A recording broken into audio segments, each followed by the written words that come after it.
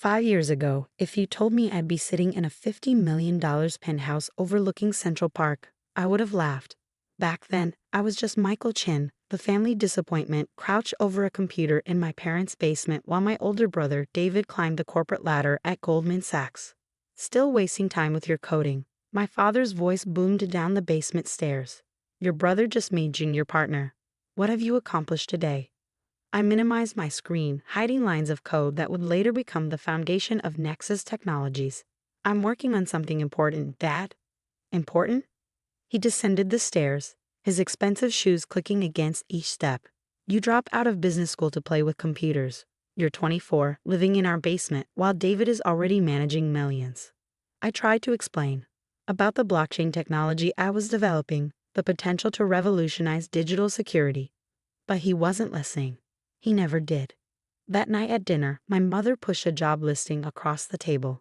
David's firm is hiring entry-level analysts. He can put in a good word. I don't want to be an analyst, I said, pushing the paper back. My project is nearly ready for beta testing. I just need a few more months. Months? My father slammed his hand on the table. We've given you years, living here rent-free, eating our food, while you chase some tech fantasy. David smirked over his wine glass. Not everyone can handle the real business world, Dad. Some people prefer to hide behind screens. I gripped my fork tighter, remembering the nights I'd helped David with his college math homework, explained basic programming concepts he couldn't grasp. Now he was the golden child, and I was the failure. Michael, my mother's voice turned pleading, be reasonable. You had such promise. Your MBA was paid for. The connections we built for you. I don't want connections. The words burst out louder than intended. I want to build something that matters. My security protocol could protect millions of people's data. Enough. My father stood up, his face red.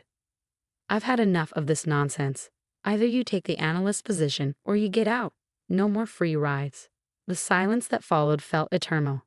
I looked at my mother, hoping for support, but she just stared at her plate. David's smug expression said everything. He'd been waiting for this moment. Fine, I said quietly, standing up. I'll leave. Don't be dramatic, my mother started, but I was already heading to the basement. I had prepared for this possibility. My laptop, external drives, and essential belongings were packed within an hour. Years of work, countless lines of code, and an idea I knew would change everything. All fitted into one backpack and a small suitcase. You're really leaving? David leaned against the front door, watching me pack my car. Over some computer program. It's not just a program, I said, slamming the trunk shut. But you wouldn't understand that. He shrugged. When you fail, and you will fail, don't come crying to me to fix things. That's what big brothers are supposed to do, right? I got into my car without responding. Through the rearview mirror, I saw my parents watching from the window, probably already regretting their ultimatum. But it was too late. That night, I crashed on my best friend Tom's couch. He was the only person who truly understood what I was building. They kicked you out. Tom handed me a beer, shaking his head. Over Nexus? If they only knew what you're sitting on. I took a long sip. They'll know soon enough. The prototype is almost ready. We just need funding, Tom finished. He worked at a venture capital firm, the same one that had already rejected my proposal twice. Look, I might have a lead. A private investor. She's unconventional, but she gets tech. 2 days later, I met Sarah Winters in a hole-in-the-wall coffee shop. She wore ripped jeans and a faded hoodie, nothing like the suit-clad investors who dismissed my ideas before. Show me, she said simply, opening a battered laptop. For 3 hours, I walked her through the code, explaining how Nexus could revolutionize digital security. She asked sharp questions, spotted potential weaknesses I hadn't considered, and ultimately, I'm in, she said, closing her laptop. 5 million seed funding, 20% equity. I nearly choked on my cold coffee. 5 million. She smiled. I sold my first company for $2 billion last year. 5 million is pocket change if your code does what you say it can. Within a week, I had an office, a real office, not a basement. Tom quit his job to join as CTO, and Sarah's connections brought in top talent from Silicon Valley. The next 18 months were a blur of coding, testing, failing, and rebuilding. I slept on an air mattress in my office, surviving on ramen and coffee. every time we hit a wall. I thought of my father's dismissive words, David's smug smile, and pushed harder.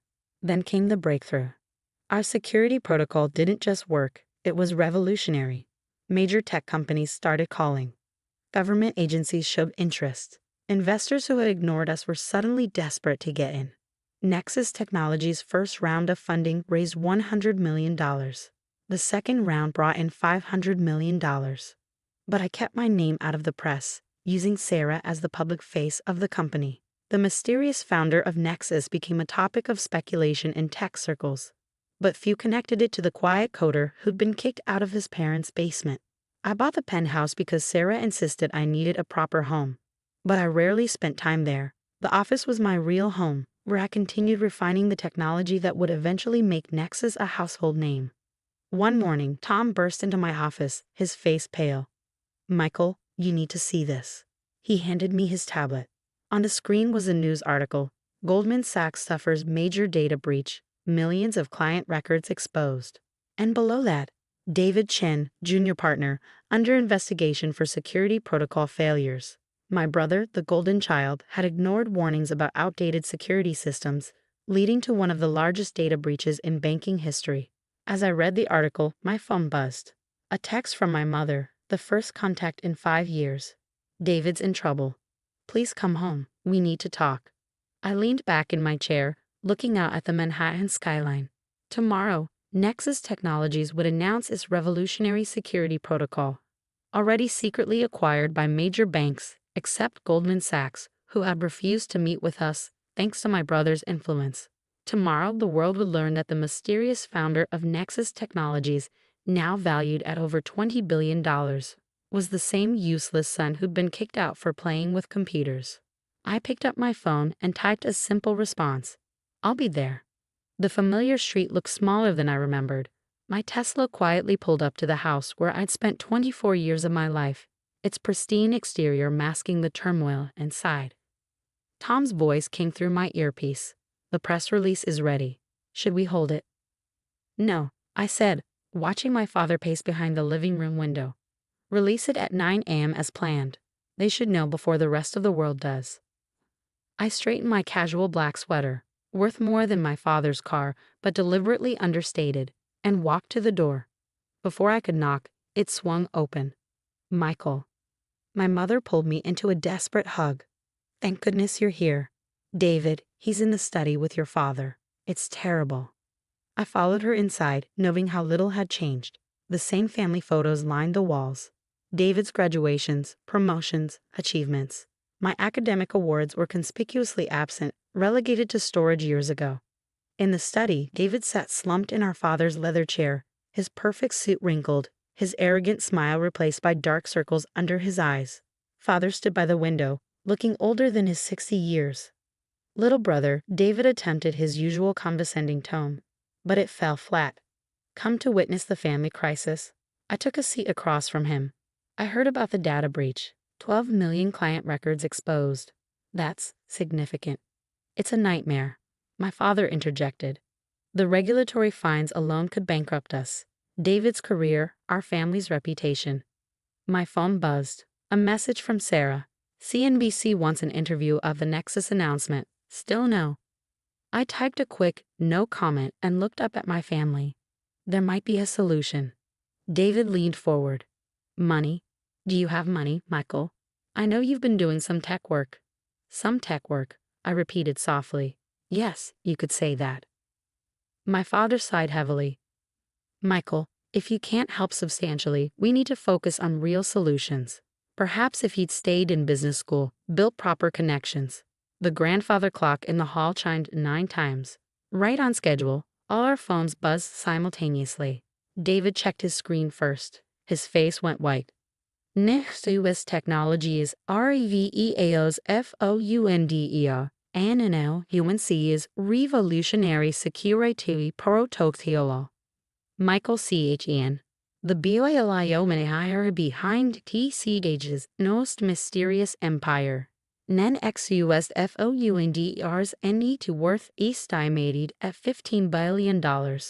My father grabbed David's phone, his hands shaking as he read. My mother let out a small gasp. This is impossible, David stammered. You're the useless son. I finished. The one wasting time with computers in the basement. Yes, that's me. Also the founder and CEO of Nexus Technologies. My father sank into a chair. 15 billion? 20 actually, after this morning's market opening. I pulled out my laptop. Would you like to see what I was working on in that basement? For the next 30 minutes, I walked them through the same presentation I'd given Sarah years ago. But this time, instead of ripped jeans and a hoodie, I wore a designer sweater. Instead of begging for investment, I was offering salvation. Nexus's security protocol could have prevented Goldman's data breach, I explained. We tried to sell it to them 6 months ago, but someone. I looked at David, convinced the board not to waste time with an unknown startup. David's face crumpled. I didn't know. I never thought that your useless little brother could build something worthwhile. My mother touched my arm gently. Michael, we were wrong. So terribly wrong. Can you ever forgive us? I stood up, walking to the window where I'd once watched them celebrate David's successes. Forgiveness isn't the issue. Trust is. For 5 years, you never tried to contact me. Never wondered if I might succeed. You chose your version of success over your son. We can fix this, my father said quickly. As a family, your company, your connections, we could work together.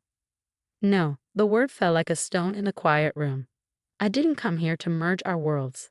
I came to give you a choice. I opened my briefcase and pulled out 3 documents.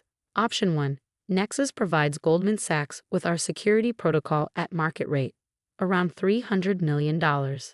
David keeps his job, albeit demoted. The family reputation survives. They leaned forward eagerly, but I held up my hand. Option 2, I purchase controlling interest in a firm through a hostile takeover, which my team has already prepared. I'll protect the clients, but the Chen family loses everything. You wouldn't, David whispered. The same way you wouldn't sabotage my investor meetings, spread rumors about my company. I have the emails, David. My father stood up, straightening his shoulders. You're bluffing. Even with your money, the board would never. 6 board members are already committed. I cut in. I've spent 5 years building relationships while you were dismissing me as a failure. Funny how that works. The room fell silent except for the gentle hum of my laptop. On the screen, Nexus's stock price climbed higher by the minute. Why are you doing this? My mother asked softly. Because success isn't just about money. It's about integrity. Values. Things this family forgot long ago. I stood up, gathering my belongings. You have until midnight to decide. My lawyers will be waiting. David jumped up. Wait. We're still family. You can't just. Family? I turned back. Family supports each other. Family believes in each other. You were never my family. You were my critics, my doubters, my obstacles. The people who believed in me? They're my family now. As if on cue, my phone rang. Sarah's face lighting up the screen. The markets are going crazy. We need you back at the office. I'll be there soon. I looked at my blood relatives one last time. Midnight. Choose wisely. Walking out of that house felt different than it had 5 years ago. Back then, I'd been angry, hurt, desperate to prove myself. Now, I felt only calm certainty. My phone buzzed again. A text from Tom. They're calling about the decision already. What should I tell them? I looked back at the house, remembering years of dismissal and doubt. Tell them the truth. The most powerful force in the world isn't money or technology. It's the determination of someone who refuses to be what others say they are. At midnight, their decision arrived by courier. They chose an option 1, survival over pride. Smart choice. The next morning, as I signed the contracts in my office overlooking Manhattan, Sarah brought me coffee in a familiar chipped mug. The same one I used in my parents' basement. Keeping this as a reminder? She asked. I smiled, running my finger over the crack. No, as a testament to everyone who believes they can't succeed because someone told them they're nothing. Sometimes the basement is just the beginning. Across the city, my parents watched their son on CNBC, explaining how Nexus Technologies would revolutionize digital security. My mother cried. My father stared in silence. David probably turned off the TV. But I wasn't watching. I was in my lab, working on the next breakthrough. Because success isn't about proving others wrong. It's about proving yourself right, day after day, line of code by line of code, until your work speaks louder than any doubt ever could. The basement kid they kicked out now commanded an empire. But more importantly, he'd built something that mattered. And that was worth more than all the billions in the world.